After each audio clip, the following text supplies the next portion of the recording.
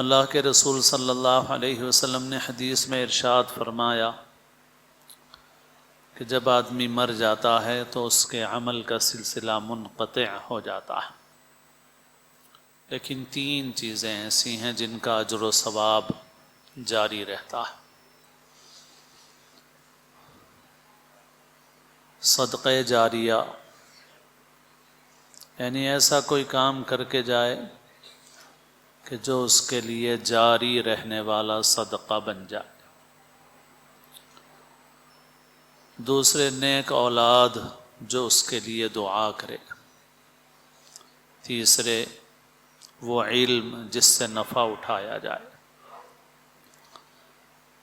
مثلا دوسروں کو تعلیم دی اور ان کے ذریعے سے تعلیم کا سلسلہ آگے چلتا رہا، کتاب لکھی اور اس کتاب سے لوگ فائدہ اٹھاتے رہے، تو جب تک لوگ اس کے علم سے، اس کی کتاب سے فائدہ اٹھاتے رہیں گے، اس کا ثواب اس کو ملتا رہے گا۔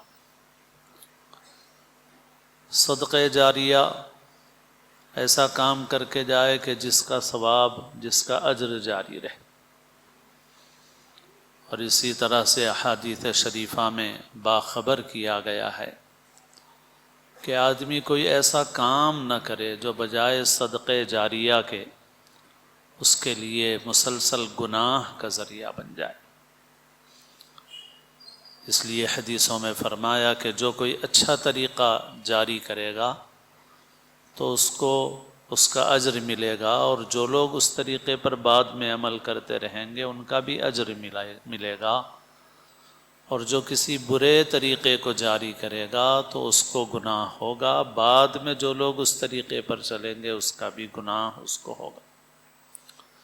تو اس وجہ سے مسلمان کو، مومن کو اس بات سے احتیاط کرنا ضروری ہے کہ کوئی ایسا کام نہ کرے جو اس کے مرنے کے بعد اس کے لیے مسلسل گناہ کا ذریعہ بنے۔